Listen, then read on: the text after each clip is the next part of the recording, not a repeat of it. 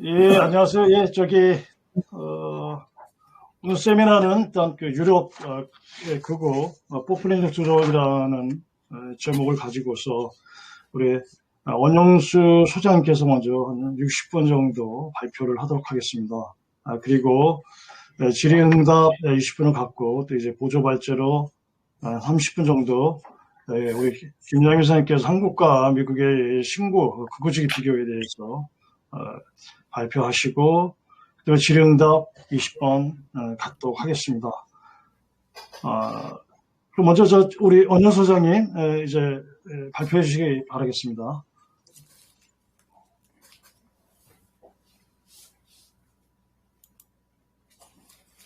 예, 반갑습니다. 원영수입니다. 오늘은 그 유럽의 극우파. 여기 이제 표현이 좀 포퓰리즘이라고 쓴 게 이제 극우파들이 이제 정확히 얘기하면은 이제 그 나치나 파시즘의 후예들. 그래서 네오나치, 네오파시즘.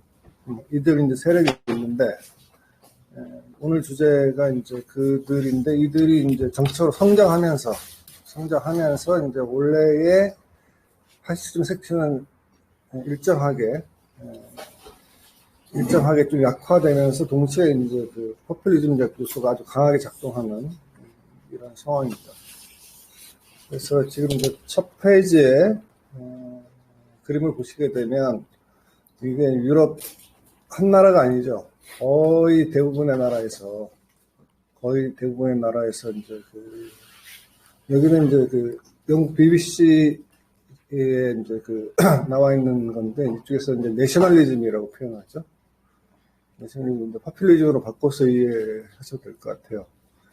그래서 원래 이제 이 세력은 전통적으로 그 냉전 시대 같은 경우는 원외 세력이었고, 원내진이 불가능한 그런 상황이었는데, 이제 소련방 해체, 국가사회주의 붕괴 이후에 세력화가 이제 서서히 이제 진행이 되면서 이제 현재 형태로는 이제 그 세력이 커지게 되면 노골적으로 네오나치 주장을 못 하거든요. 왜냐하면 대부분 나라에서 이제 그 자체가 불법화되어 있기 때문에 불법과 이제 합법 사이 경계에 서 있단 말이에요.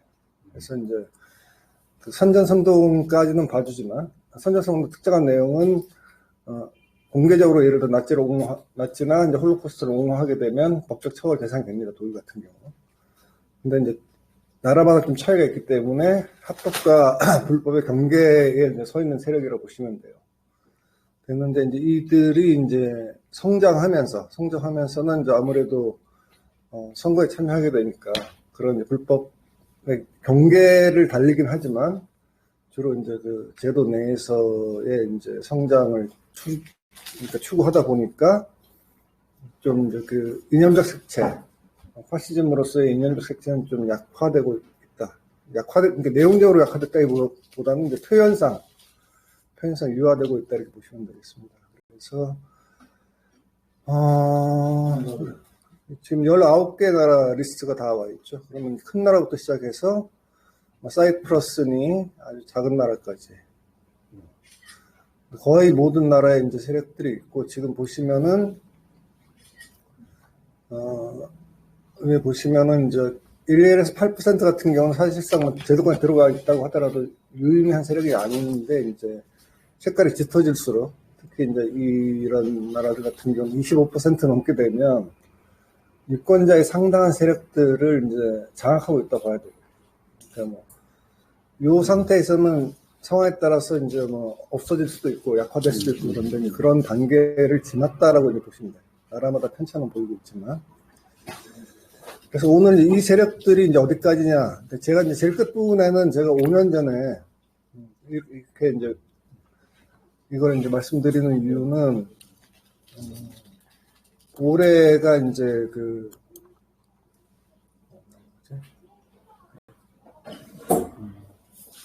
올해 6월에 이제 유럽 의회 선거가 있습니다. 그래서 이제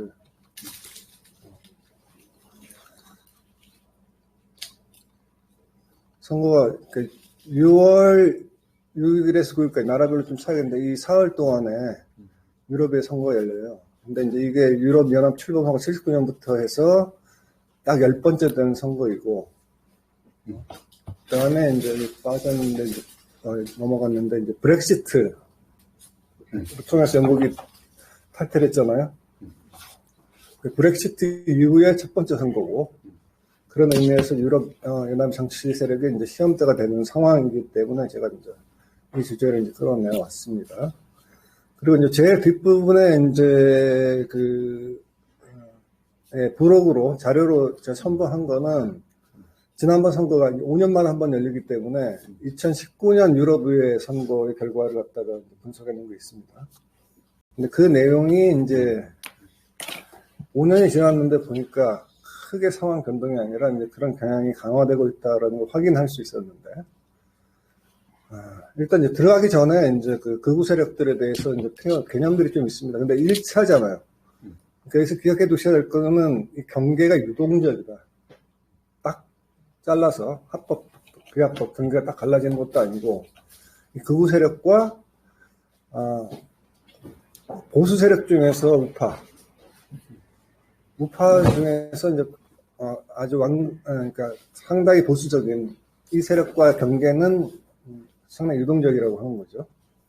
그래서 이제 쓰는 표현들이 과거에 이제 radical right, radical left하고 맞춰서 쓰는데 별로 이제 급진 우파라고 표현하는데, 이러면은 어떤 딜레마가 있냐면 이 극우 세력들에게 정당성 부여하는 듯한 개념이죠. 우익인데 급진적이다, 이 정도. 그 다음에 이제 익스트림 라이트는 이제 극우파죠. 이게 이제 보통 표현이고, 또는 이제 약간 이제 그 순화시켰다 far right에서 저쪽 오른쪽의 끝, 뭐 이런 표현. 그리고 이제 대놓고서는 이제 네오파시즘이든지 네오나치즘, 또는 이제 최근에는 이제 이들이 이제 제도에 진출하면서 이제 라이트윙 포퓰리즘이라는 이런 개념을 쓰고 있죠. 사실상 동일한 세력들에 대해서 여러 가지 개념들이 들어오는데, 오른쪽 보이겠죠? 네. 잠깐만 조금만 줄일게요. 너무 줄여나? 그럼 너무 작아. 그대로하고 이걸 그렇지 커서를 네, 그렇지. 들어가나? 그렇죠. 그래서 이제 각 용어마다 장단점이 있는 거예요. 장단점이 있어서 이제 항상 경계가 유동적이고 나라마다 상황이 또 틀리기 때문에 획일적으로 딱 듣기는 힘들다. 근데 이제 전통 학자들이 이제 포퓰리즘이라고 했을 때는 피플이잖아요. 사람, 인맨을 중심으로 놓고 대립되는 개념으로 엘리트, 지배 세력들. 근데 이제 그 사회의 담론적 또는 이데올로기 헤게모니를 행사하는 세력들을 이제 공격하죠. 그러니까 이제 좌파가 이제 물질적 토대에 근거해서 물리적으로 정확한 자본을 타겟으로 하는 거라 그러면, 이들은 자본 자체는 타겟으로 하지 않고 그들의 이데올로그들에 주로 타겟으로 하죠. 그다음에 이제 민주주의도 제대로 작동하지 않기 때문에 노골적이지 않지만 이제 독재를 해야 된다는 거고, 그다음에 여기 아더스로 가면 타자들이에요. 그러니까 피플 말고 나머지를 다른 아더스로 몰면서 이들을 사회적으로 배제하는 이런 특징들. 그래서 원래 이제 그 페로니즘, 아르헨티나 페로니즘 대표적인 포퓰리즘인데, 이제 이런 핵심 개념들도 전제는 탈이데올로기성 강조예요. 좌도 아니고 우도 아니다. 그러나 그만큼 강조하는 것은 반좌파, 반공주의를 깔고 있는 거고, 깔고 있다 보니까 결과적으로는 시스템을 그 온건한 민주주의자들보다 자기들이 더 정확한 노선으로 운영할 수 있다, 이런 주장을 펼치게 됩니다. 근데 이제 저는 이제 이 동의를 하지 않는 용어인데, 이제 좌파의 포퓰리즘이라는 용어가 쓰이죠. 그러면 이거는 좌파의 포퓰리즘은, 그러니까 이제 이거는 이제 그 냉전 후 또는 아니면 20세기 후반부터 이제 그 자본의 중심이라고 할 수 있는 서유럽과 미국에서 이제 탈산업화가 되죠. 탈산업화가 되면 이제 상대적으로 노동 계급이 줄어들고, 전통적인 노동 계급이 줄어들면서 이제 그 구성이 복잡해지는 거죠. 프롤레타리아 내에서도 이제 분화가 위아래로 상층 같은 경우는 사실 뭐 소위 이제 쟤들이 좋아하는 개념으로는 이제 중간 계급, 미들 클래스 개념이 되는 거고 하층만 이제 워킹 클래스, 노동 계급이 되는 거고 그다음에 그 사이에 그러니까 탈산업화하면서 굉장히 잡다한 그 서비스 산업들 많이 발달되는 거죠. 그러니까 과거에 뭐 1, 2, 4, 3차 산업인데 3차 산업도 이제 굉장히 복잡해지는 거죠. 양상들이. 그러다 보니까 이제 좌파에서 이제 확장된 계급연대 개념이죠. 또 이제 피플 쓰면서 하다 보니까 이들을 주로 이제 언론에서 이들도 포퓰리즘이다. 이렇게 표현을 해요. 그래서 이제 이들과 같이 똑같은 동렬에 놓고 이제 보는 경향들이 있습니다. 근데 이거는 사실 이제 그 내적 동화학이나 그 의미를 갖다 이제 축소시키거나 왜곡하는 이런 거죠.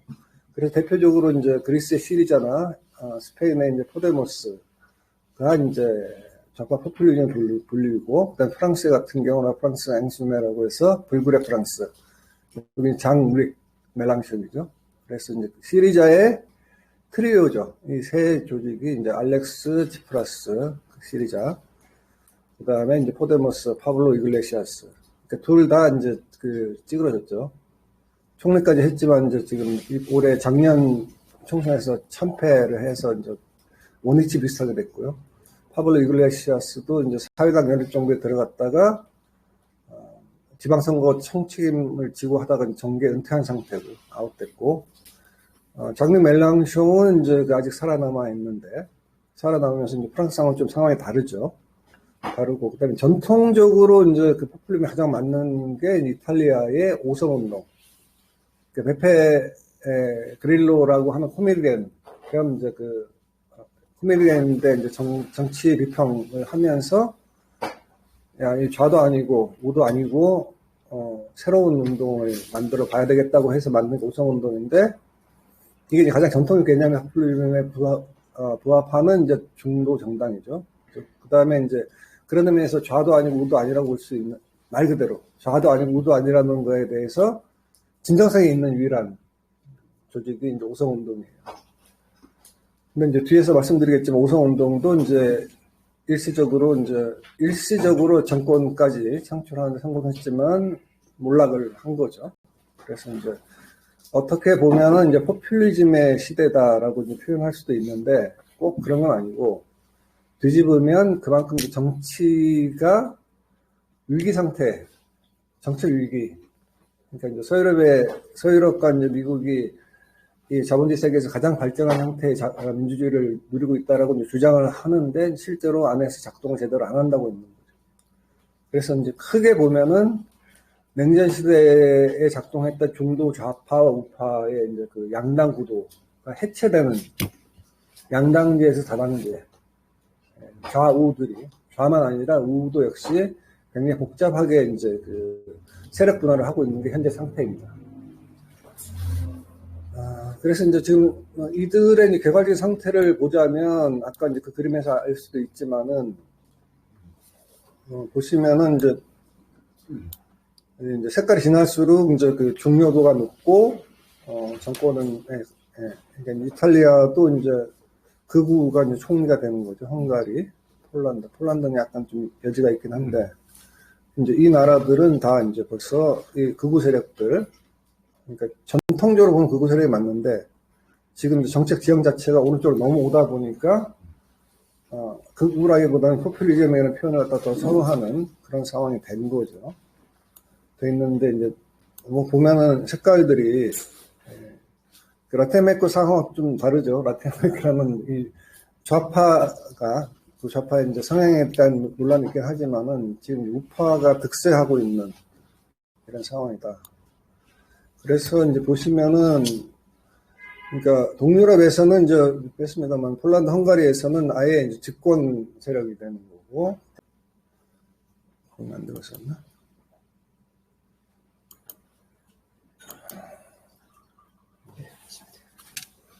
보시면은 2010년부터 6년부터 일당이 됐는데 이때는 이제 연립 정부를 구성 못했는데 2010년부터는 이제 뭐 50% 거의 50% 육박하는 이쪽으로 가면서 압도적으로 압도적으로 이제 강력한 세력이 된 거죠. 그래서 이제 지금 이제 이슈별로 보자면 사실 유럽에서는 지금 난민 문제, 외국인 문제가 제일 큰 문제인데 그 중에서 정부가 이 정도의 이제 그 지지를 받고 있기 때문에 그냥 밀어붙이는 거죠. 난민들이 돌아왔을 때 이제 헝가리를 경유하지 못하게 한다든지 이런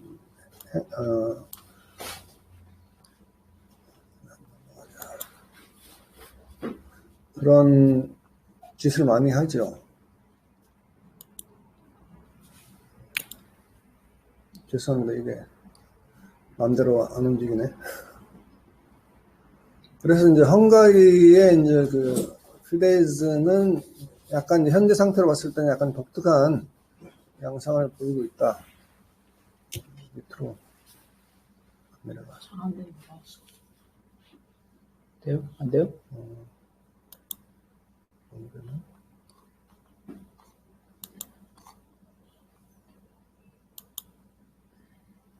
페이지가 안 넘어가. 아, 이쪽으로. 네. 여기?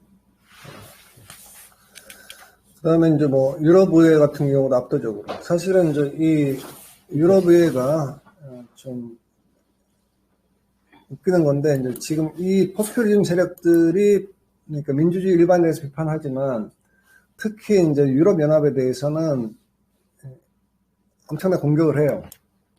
이런 연합 자체에 반대하는데, 이들이 이제 유럽의회 선거에서, 그러니까 중도 우파 1등, 중도 좌파 2등, 그 다음에 극우 포퓰리즘 세력, 이들이 이제 3등, 제3의 세력으로 등장한 거죠.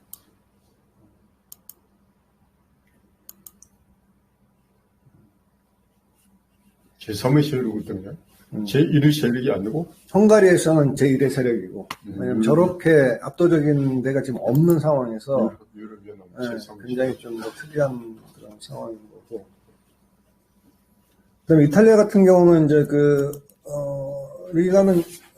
리가라고 하는 이제 동맹이죠. 원래 북부 동맹에 출발했는데, 북부 동맹으로 출발했는데, 이제 우파가 이제 그 냉전 시대 때는 기독교 민주당, 기민당이 하나였는데 그게 쪼개졌거든요. 쪼개지면서 이제 베를루스코니, 얼마 전에 좀 베를루스코니를 중심적 역할을 했는데, 그때 이제 보조로 했던 것이 북부동맹, 그다음 새로 생긴, 이게 이제 포르자 이탈리아가 이제 베를루스코니의 조직이에요. 그러니까 이탈리아는 지금 계속 해마다, 최근에 뭐 2, 30년 동안 정치가 계속 당이 새로 만들어지고 없어지고 이런 상황이어가지고 상당히 이제 골치 아픈데, 어쨌든 이제 전통적으로 이게 이제 포르사 이탈리아 세력이라는 힘이라고 하는 이제 포르사 이탈리아 베를루스코니가 중심이고, 우파의 중심이고, 약간 극우적인 게 리가였는데, 여기에 이제 다시 갈라진 이탈리아 형제들이 등장하면서, 뭐 별 기반은 없는데, 만들자마자 이제, 3당으로 구성하고, 이러더니 이제 지금 총리하고 있는 조르지노 멜로니, 그러니까 이제 총리한 연립정부의 핵심이 된 거죠. 그래서 전통적으로 이제 베를루스코니가 이제 이탈리아 정치의 핵심적인 우파의 중심이었는데, 그 주변부에 있던 사람들이 제끼고 그냥 정권을 바로 잡은 거죠. 그래서 이게 이제 2018년 그래서 이제 첫 번째 이제 리가 동맹 같은 경우는 원래 2018년에 중심적인 세력이었는데, 이제 2020년에는 좀 찌그러들죠. 찌그러져서 이제 하위 파트너가 되는 과정이고, 여기 지금 이제 원래는 이제 중도 우파인데 이게 탈당하면서 극우가 됐고, 이제 왜 그랬냐 그러면 이 내에 원래 이탈리아는 유명한 게 이제 소수로는 이탈리아 이름 지어갔다. 이탈리아 사회운동이라는 세력이 네오 파시스트 세력이에요. 1946년부터 95년까지 있었는데, 이들이 95년에 이제 민족동맹으로 이름을 바꾼 다음에 여기에 합류를 했어요. 그래서 지금 멜로니 자체도 문제가 있지만, 이 당의 이탈리아 형제들의 핵심이 이제 그 네오파시스트 조직이라는 거죠. 근데 이제 이들이 2020년 총선에서 이제 일당이 돼서 우파 연립정부를 만든 거죠. 그러니까 이제 조르지아 멜로니가 자기를 표현하는 이탈리아 역사 가장 극우적인 극우파의 총리가 된 거죠. 그래서 이제 이때는 1.9%예요. 거의 의미가 없는데 갑자기 2020년 선거에서 일당이 되면서 그러니까 지지율은 그닥 높진 않습니다. 그러니까 우파가 정권을 잡을 수 있는 상황이 되니까 좌우가 주고받고 하는데 이런 상황이 됐다.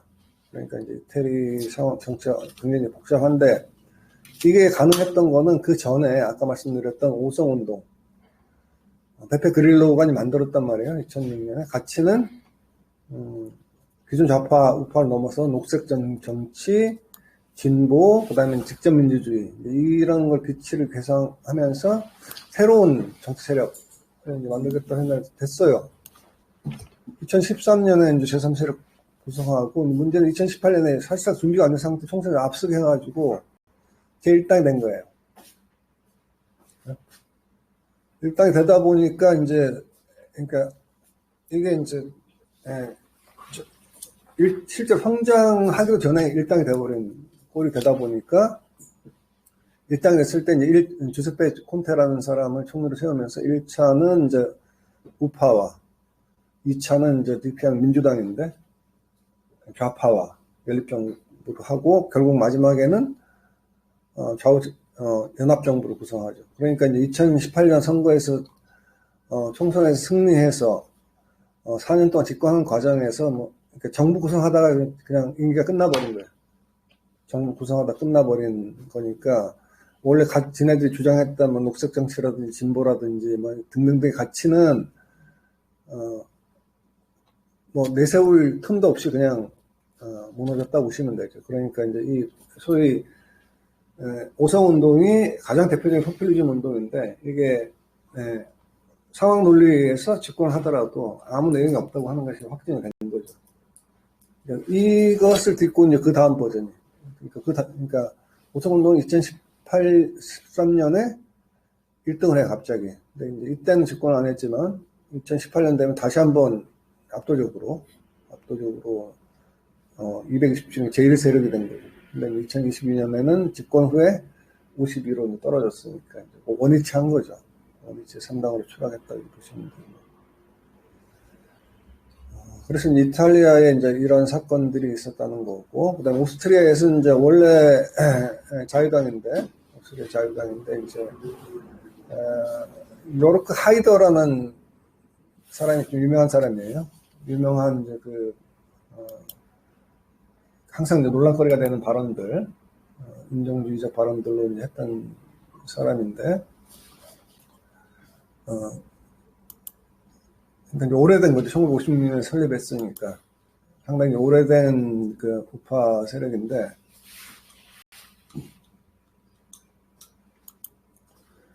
여기는 이제 역사가 오래되다 보니까 이제 최근보다는 훨씬 전에 이제 이미 그 전부터 이제 제2당으로 부상을 한 다음에 연립정부에 참여하게 됐고 그런 역사가 있습니다. 그러니까 이제 사이클이 좀 더 오래된 거죠. 그러다가 이제 원래 이끌었던 하이더가 이제 탈당해서 다른 세력으로 했는데 찌그러지고 최근 하인츠 크리스티안 스트라헤라고 하는 새 지도자가 등장해서 이제 오르락 내리락 하고 있습니다. 그러니까 여기서 보시면은 99년 이후 이미 20% 정도의 일정한 득표를 갖고서 이제 상황에 따라서 올라갔다 내려갔다 하고 있는 상황이라고 보시면 돼요. 오스트리아라는 나라가 이제 적기 때문에 그다지 주목은 못 받고 있는데 굉장히 좀 중요한 상황입니다. 사실은 이제 큰 사안이 벌어진 게 이제 프랑스인데 현재는 이제 마린 르펜의 이제 민족회의가 이제 주요 정당이 된 거죠. 그러니까 이제 마린 르펜의 아버지인 장 마리 르펜이 1972년에 이제 국민 전선으로 만들었어요. 근데 이제 완전히 미친놈 취급당하니까 원외 세력으로서 이제 미미한 세력이었는데 장 마리 르펜이 2002년 대선 때 갑자기 이제 2등을 하는 거예요. 갑자기 2등을 해서 결선 투표가 들어가니까 이때 이제 프랑스가 난리가 난 거죠. 최근의 난리의 이제 전조라고 볼 수 있는데, 갑자기 파시즘 세력이 대선에서 2위를 차지해서 결선에 진출하니까 찍어 누른 거죠. 근데 이제 2012년에 딸한테 이제 총리직을 승계를 시킵니다. 그래서 그 이후에 이제 마린 르펜이 대선에 참여하는데, 아버지가 이제 쌓았던 그게 있어가지고 2012년에 3위를 해요. 3위를 하고, 그다음에 2017년과 그 다음 2022년에 대선 1차 투표에서 2위로 결선에 진출한다. 이게 이제 뒤집어지는 거죠. 2018년에는 이제 이름을 바꾸고, 이미 2014년과 19년에는 유럽연에 반대하는데 국민회의가 국민전선 일당이 된 유럽의 선거에서, 프랑스 내에서. 그 다음에 이제, 그러니까 2002년의 대선, 그 다음에 이제 뭐 2012년은 3위니 그랬지만 2017년과 2022년 대선에 이제 2위로 2위로 올라갔다는 얘기는 요 두 번이 다 이제 그 마크롱이 된다잖아. 그러면 중도 우파였던 공화당 계열하고 중도 좌파였던 사회당을 다 제끼고 결선에 올라갔다는 얘기예요. 어떤 거고. 또 중요한 건 2022년에 의회선거에서 89표를 획득해가지고 제3세력으로 이제 등장을 하게 된 거예요. 이게 굉장히 중요한데, 앙상블은 이제 마크롱 당이고요. 르펜은 이제 그 좌파 연합당인데, 그래서 이제 보시게 되면, 대선의 역사를 보시게 되면 처음 나왔을 때 19만 표밖에 못 얻었어요. 장난인 줄 알았던 거죠. 근데 이제 88년부터 단위수가 틀려지는 거죠. 400만 표, 그러니까. 당선하고 좀 거리가 멀지만은 10%대를 갖다 계속 나오니까, 계속 주구장창 나오니까 이제 득표가 늘어났던 거죠. 근데 이제 2007년쯤 되면 너무 오래 나오니까 좀 떨어졌어요. 떨어졌고, 아까 말씀드렸던 2002년이, 대선에 이제 결선에 올라간 거죠. 그때 이제 프랑스가 난리가 났습니다. 어떻게 극우파가 이제 올라오냐. 근데 이제 보시면은 별 차이가 없죠. 결선 갔어도 조금 늦는 정도에 이제 불과했다. 그리고 다음에 이제 떨어지니까 이제 요 시점에 이제 그래서 2012년에는 이제 얼굴 바꿔서 마린 르펜이 나오는 거죠. 얼굴 바꾸는 효과가 있었어요. 600만 표를 얻어서 3등을 했고요. 2017년 마크롱이 나왔을 때 이때에 이제 760만 표를 얻어가지고 2등을 한 거죠. 근데 결선에 가서도 이게 이제 1000만 표를 넘었다는, 이게 이제 문제인 거죠. 그러니까 물론 이 과정에서 이제 언론에 이제 그 전에 마린 르펜은 거의 이제 예를 들어서 이제 장마의 아버지 같은 경우는 그냥 장난 삼아서 보도해줬다 그러면 이제는 주요 정치인이 된 거죠. 주요 정치인이 된. 왜냐면 결선 투표에서 1000만 표를 얻은 정치인을 무시할 수는 없잖아. 근데 2022년에 이제 이때는 이제 마크롱이 압도적으로 이겼다고 볼 수 있는데 2022년에는 이제 마크롱도 사기가 이제 드러나니까 마크롱의 이제 지지율이 떨어졌는데 그거에 비해서 마린 르펜은 이제 800만 표를 돌파해서 2등을 하고 결선에서 이제 1300만 표. 차이가 얼마 안 나는 거 41%까지 늘어났다는 거니까 엄청난 거죠. 그러니까 이제 이 프랑스에서 극우에 진출하려고 하는 거는 지금 프랑스 전체를 뒤흔들 정도의 임팩트가 있다. 딴 나라는 근데 상황을 잘 이해를 못해. 그런가 보다 이 정도 하는 건데, 어쨌든 졌잖아. 근데 이제 실제로 득표를 이렇게 두드려 보게 되면, 그러니까 프랑스에서 이제 유권자의 이제 절반에 가까운 1300만 명이 이제 마린 르펜이 한테 표를 던졌다. 되게 이제 실제로 이제 그 국민회의가 강한 정치 세력은 아니란 말이에요. 아님에도 불구하고 득표력은 엄청나게 늘어나고 있는 것을 볼 수 있는 거고요. 근데 프랑스는 이제 국회 선거는 1라운드에 다 나옵니다. 다 나와서 하고 2라운드에서는 결선 투표를 해가지고 좌는 좌끼리 밀어주고 우는 우끼리 밀어주고 하는데 여기는 왕따니까 2차에서 이제 그 선거연합을 해야 되는데 선거연합이 없어요. 그러니까 1986년에 우연히 한번 이제 35석을 얻은 이후에 1일 빵이에요. 그래서 대선에서는 이렇게도 이 이제 총선에서는 힘을 못 썼거든요. 2017년까지. 2017년에도 보시면은 대선 때 얻은 표하고 2017년에 얻은 표하고 그 총선 때 얻은 표가 엄청 차이가 납니다. 미미한 세력인데 여기서 이제 중요한 거는 이때부터 그래도 결선에 들어가서 이제 했어요. 결선에 들어가서. 근데 이제 그래봐야 사실 얻은 표에 비해서 굉장히 의석수가 적은 거죠. 8석. 근데 2020년에 이제 대형 사고 터진 거죠. 2002년에 득표도 가장 많았고, 그래서 18%니까 거의 5분의 1 가까운 거로 하고, 그 다음에 선거 연합도 가능해졌고, 그러면서 이제 89석을 확보해요. 그러니까 이제 제3당이 된 거죠. 제3당. 그러니까 이게 대선만이 아니라 대선의 우연적인 요소가 아니라 이미 이제는 이제 그 총선에서도 세력화돼서 이제 그전에 1명, 2명, 뭐 8명이니까 의회에서 영향가가 없잖아. 영향이 없는 수준에서 이제는 중요한 세력으로 이제 제3의 세력이 됐다라고 하는 것이고. 그러니까 이제 우승 끼는 거는 꼭 유럽의회 절대 반대하면서 들어가서 이제 꾸준하게 유럽의회에서 상당히 했다는 거고. 그 다음에 2014년과 19년에는 유럽연합이 이제 사실상 어떻게 보면 위기 상태를 볼 수 있는데 그 시점에 74석에서 24석, 79석에서 23석에서 제1정당이 된 거예요, 프랑스에서. 그러니까 이제 유럽연합에 반대하는 정당이 유럽의회 선거에서 1등하는 양상이 이제 프랑스에서 벌어지고 있다.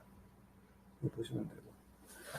독일 앞에 되는 극우의 세력들이 2010 결성해가지고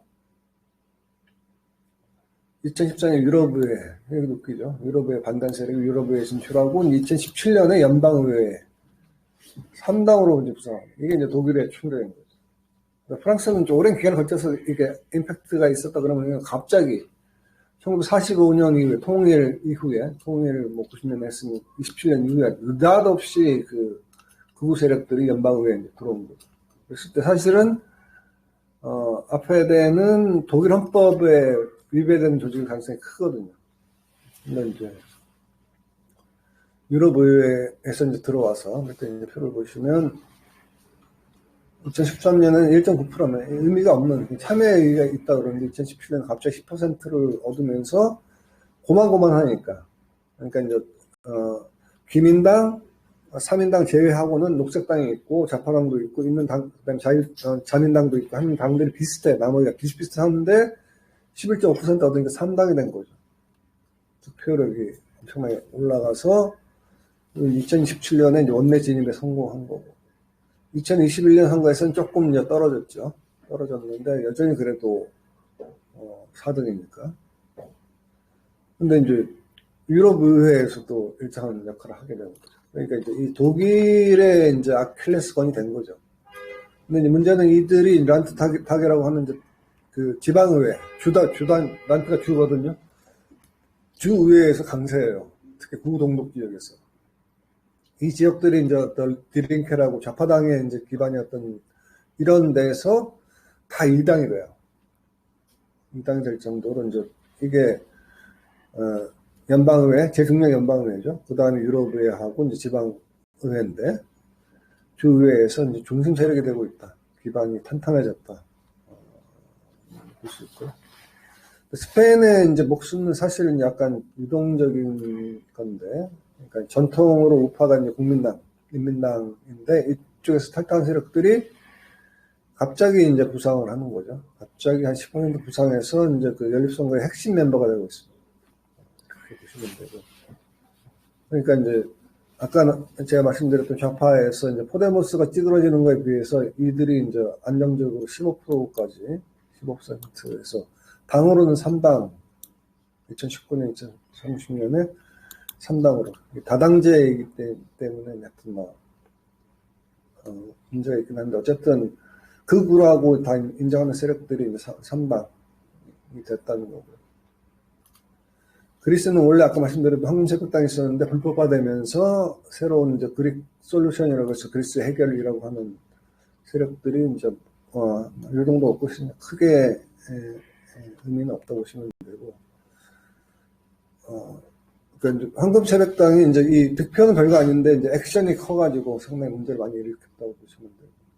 벨기에 작은 나라에서도 이제 플랑드르 블록이라고 해서 이제 벨기에는 이제 세 덩어리인데 크게 보면은 이제 네덜란드 어권이 있고 프랑스 어권이 있고 그다음에 브뤼셀 수도가 있는데 이제 플랑드르는 네덜란드 어권이죠. 이쪽에서 이제 쪼개자 독립하자고 하면서 이제 등장해서 여기는 이제 한 10% 정도 보시면 되고 유럽의 선거에서도 그렇고 네덜란드는 이제 게르트 빌더스라고 하는 이제 이 친구가 이제 약간 원래는 그분인데 이제 포퓰리즘 많이 옮겨왔죠. 옮겨왔는데 이제 이쪽도 이제 시간을 거치면서 계속 2023년에 일당이 됐어요. 그러니까 네덜란드가 뒤집어진 거죠. 뒤집어져서 지금 현재 다당제로 쫙 쪼개지다 보니까 지금 정부 구성을 못하고 있어요. 계속 지금 선거 끝난 지 선거 한 11월 달인가 그랬는데 지금 사흘을 되도록 정부 구성을 못하는데 그 핵심이 이제 이 PBB 자유당인데 자유를 위한 당인데 여기에도 정권 줄 수가 없으니까 이제 좌도 안 되고 우도 안 되는 이런 상황이 된 거예요. 덴마크에서는 국민당이 이제 원래 없는 세력들이 이제 또 이제 들어온 거고 내일 다시 갈라져서 또 찌그러지는 거예요. 2등, 3등까지 올라왔던 한참 올라왔다가 자기들끼리 분열돼서 몰락한 거고 핀란드에는 이제 원래 농촌당이었는데 이제 이 당이 핀란드인의 당이라고 하면서 이제 세력을 점점 늘려와서 만들 수 있는 별거 아니었죠. 근데 2010년대에 거치면서 이제 안정적인 의석을 확보하는 거예요. 갑자기 점프를 한 다음에 2015년에는 이제 연립정부에 참여를 하고 다시 또 23년에는 승리를 거둔 거죠. 승리를 거둬서 이제 연립정부에 들어가는. 극우 세력도 정부에 들어가는 게 이상하지 않아. 과거에 나치라고 불렸던 사람들이 정부에 장관을 맡는 것도 이상하지 않은 이런 상황들이 발생하고 있는 거예요. 그쪽에서 그렇고. 그 다음에 이제 작년에 나왔던 게 이제 스웨덴의 이제 민주당인데 별거 별로 없다가 다시 2010년대부터 이제 부상을 하는 거죠. 부상을 해서 이제. 그 전까지는 9등, 10등이니까 아주 의미가 없죠. 제로고. 근데 2010년에 이제 들어가더니 2014년부터 3등, 2등 해서 이제 지금 상당히 유력한 세력이 된 거죠. 그렇게 변하고 있다. 체코는 여기는 작은 당이니까 큰 의미는 없고, 에스토니아 쪽 같은 게. 에스토니아도 워낙 작은 나라니까 보시면 될 것 같고. 그래서 이제 이 극우 포퓰리즘 세력들이 이제 신자유주의 긴축에 대해 반대를 하죠. 요거는 좌파하고 공유하는 부분들인데, 이제 차이가 나는 부분들이 이민 난민에 대해서 반대를 하는 거죠. 기득권 비판도 좌파랑 공유하는 부분들이고. 그러니까 좌파들과 공유하는 부분이 있고, 또 이제 이민 난민 반대라든지 민족주의 선동, 외교형 요거는 차이가 나는 거죠. 근데 이제 좌파들이 이게 반대하는 게 인기가 없는 반면에, 이 이제 극우 포퓰리즘 세력들은 상당히 거기에서 이제 성과를 얻고 있다. 현재는 이제 과거에 비해서 보면은 정책 시민권을 획득하고, 그전에는 초기에는 이제 시민권이 없었잖아요.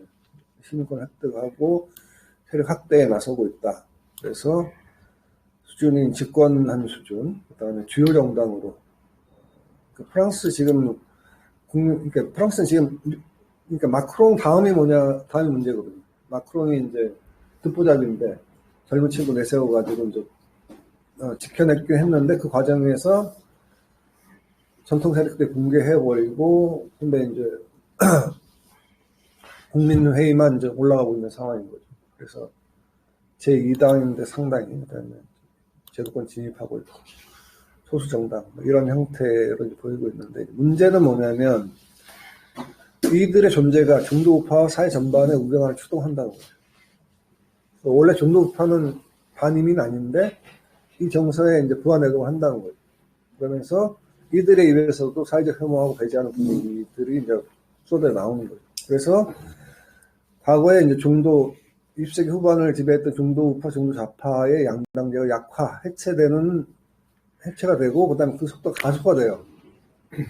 그 양당제, 다당제인데, 다당제에서 이제 그 중도좌파, 사민주의의 이제 헤게모니가 완전히 붕괴되는 이런 상태에서 이들이 최소한 한 20% 내외의 안정적인 득표를 확보하다 보니까 이들의 이제 영향력과 헤게모니가 실제 세력에 비해서 확장되고 있다. 실제로 이들은 이제 제대로 당이나 이걸 만든 세력들이 아닌데, 그러니까 이제 당으로서의 안정감은 없죠. 없는데, 그럼에도 불구하고, 그러니까 이 수준에서 크게 뭐 세력이 크게 늘지는 않는데, 이제 선거에서 성과가 워낙 좋으니까. 그래서 이제 보통 원외 소수 정당에서 이제 있다가 제도가 1차로 원내 이제 진입을 하죠. 또 3%에서 5% 정도 하게 되면 국회를 갖게 돼요. 그렇게 되면 일단 달라지죠. 그전까지는 취급도 안 하다가 언론에 노출도 되는 거고, 그러다가 이제 주요 정당으로 자기들이 이렇게 잘해서가 아니에요. 자기들이 잘해서가 아니라 이제 상황적으로 이제 10% 내지 20% 정도 하게 되면은 안정적인 정당이 되는 거고, 근데 다당제가 되다 보니까 20%를 얻게 되면 굉장히 주요 정당이 돼요. 1, 2, 3등 안에 들어가는 거죠. 이런 상황들이 되는 거고, 20% 선이 되면 이제 이 연립정부에 정부에 참여하게 되는 거죠. 처음에는 제도권 들어올 때 난리 찍었는데, 이제 또 갑자기 정부 안에 들어오는 거예요. 그러면 이게 되는 게, 아까 얘기했던 중도 우파가 점점 더 우경화되다 보니까 별 차이가 없어지는 겁니다. 그래서 지금 이제 한 20%가 일종의 이제 현재 임계점인데, 아까 이제 프랑스가 중요하다고 한 이유는 뭐냐면, 이 20% 정도가 대략 임계점 한계선이라고 볼 수 있는 거가 돌파가 돼버리는 거죠. 그러니까 프랑스는 지금의 문제가 아니라 다음 대선에 마린 르펜이 나왔을 때 누가 막을 수 있냐고 해서 대표 인물이 없다고 하는 거죠. 근데 이제 이들은 정체성이 유동적이고 이 불안정 상태. 제도에 안 들어가고 소수 정당을 쓸 때는 정체성이 확실한 거죠. 우리는 모든 시스템 반대하고 외국인 모두가 적이다 이렇게 이제 했다 그러면 현재는 이제 중도 우파를 대신하는 우파의 중심 세력까지 이제 성장할 수 있는 가능성이 이제는 아직 약해요. 아직은 약하지만 이제 그럴 위협이 되는 거죠. 왜 그러냐 그러면 원내 진입하고 정부에 참여할 경우에 이제 합법 정당으로서의 딜레마. 좌파들이 겪던 그 딜레마가 똑같은 거예요. 투쟁하다가 국회 배지 달더니 마트에 갔다고 하는 똑같은 현상들이 우파 내에서도 벌어지고 있다는 거죠. 그래서 이제 정권에 이제 들어가게 되는 경우 안에 있는 극단주의 정파들을 이제 추방하거나 선긋기를 하다 보면 정체성이 좀 희박해지는 거죠. 그러니까 포퓰리즘은 이제 중도 우파와 그 우파 사이에서는 줄타기 하는 게 아니냐 이렇게 볼 수 있는 거고. 이게 이제 지금 이제 최근 거 2010년, 20년대까지 하면 더 좁혀지는데, 이 보면은 이제 중도 좌파, 중도 우파는 비슷한 수준, 이 정도 가다가 이제 점점 내려오는 거죠. 점점 내려와서 지금 30%, 20%까지 이제 내려오는 수준이고, 이쪽은 이제 점점 올라가는 거죠. 다 20%는 아니긴 한데, 평균으로 하면 10% 정도긴 한데, 이 간격이 계속 좁혀지는 것이 추세에 있다라고 얘기를 하십니다. 그래서 이제 2019년에 있었던 지난번 유럽의회를 보게 되면 이제 그 피플스 파티 국민당이 이제 우파죠. 정통 우파인데 20%밖에 안 돼요. 그다음에 이제 2위가 3인당 이름을 갖다 이제 바꿨는데 진보연맹이라고 3인당 계열이 이제 2등인데 보면은 이제 좀 딸리죠. 20%에서 18%밖에 되니까 약간 조금 딸리는 거고. 그다음에 이제 각 세력들이 이제 분화가 되다 보니까 이제 좀 나오는데 리뉴 유럽은 이제 자유당 계열이라고 보시면 돼요. 그러니까 이제 중도 우파보다 좀 더 중도에 가까운 거고, 녹색이 있고 둘 다 좀 비슷한데 여기서 우파가 조금 많죠. 근데 문제는 뭐냐면 요 아이덴티티와 민주주의라고 해서 이제 그 9차 유럽의회에서 의원당인데 여기가 포퓰리즘 세력의 본산이에요. 애들이 10%를 차지하고 73석을 확보했어요. 그러니까 1, 2, 3, 4, 5, 영국상 5등인데 여기 이제 ECR이 그 보수와 이제 리포미스트 그랬는데 여기에 섞여 있어요. 섞여 있는데 여기 그러니까 이제 여기는 원단 그러니까 이제 스트롱 포퓰리즘이라고 보시면 되고, 여기가 약간 이제 소프트 포퓰리즘이라고 보면 돼. 그 둘을 합치게 되면 17.76이에요. 거의 3인당하고 세력이 같습니다. 이제 이 세력들 다 제끼고. 그러니까 이제 우파가 6대4로 우세하는데 그 중에 이 정도가 이제 극우파라고. 좌파는 지난번에 제가 발표했을 때 이거밖에 안 돼요. 5.6%에 찌그러지고 있어요. 계속 찌그러지는 추세고, 여기는 실제로 줄었다기보다는 이게 하나였다가 둘로 갈라지면서 됐기 때문에 세력은 더 늘어나거든요. 그래서 135석 정도, 135 플러스 알파의 세력을 가지고 있다. 135면은 국민당 180, 154 다음이고, 근데 이제 국민당에 이제 영향력이 있는 거죠. 그러니까 이제 이 단순하게 이제 뭐 한 10%다. 물론 이제 3인당이 뭐 요 이제 녹색당이나 이제 그 좌파하고 연계들이 좀 있긴 하지만 그거에 비해서 훨씬 더 강한 영향력을 가지고 있다 이렇게 보시면 돼요.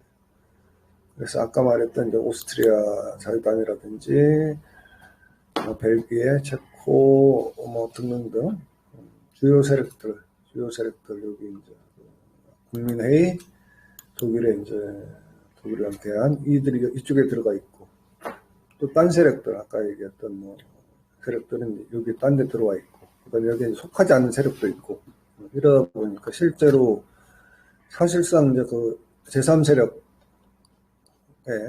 준하는 이제 영향력을 확보하고 있다 이런 거죠.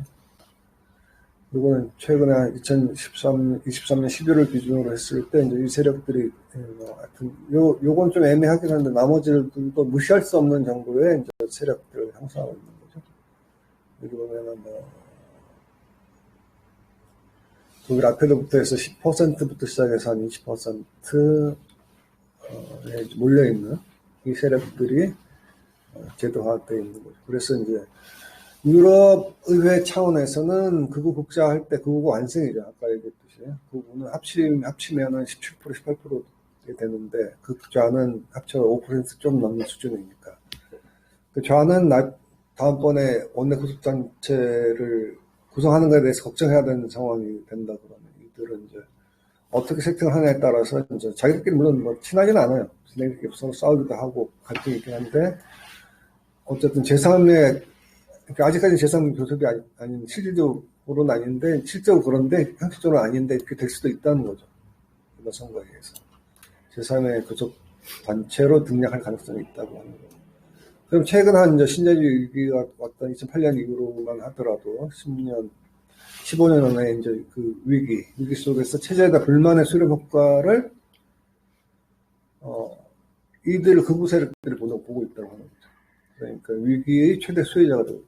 좌파의 목소리는 별로 이제 설득력이 없고, 특히 남의 문제하고 혐오로 무기로 해서 단지 몇 명 늘어난 것도 있지만은 정치 이데올로기적 헤게모니 강화되고 있는 추세고, 단 이제 문제는 이제 제도화되면서 이제 일종의 약간의 물타기가 되고 있는 거죠. 그래서 어쨌든 이제 이런 극우 세력들이 강화되면서 1930년대 전 총체적 위기와 이제 훨씬 나치즘의 승리가 이제 굉장히 좀 그때는 그러니까 역동적으로 짧은 시기에 일어났다 그러면 이게 쭉 이제 늘어지는 형태죠. 슬로우 모션이라고 표현하는데 꼭 그런 건 아니긴 하지만 그런 양상으로 그 좌파가 새로운 대안을 가지고서 이제 그 해경을 행사하는 게 아니라 좌파는 찌그러지고 있고, 현재로서는 이제 극우 또는 포퓰리즘 세력들이 해경을 강화해 나가고 있었다.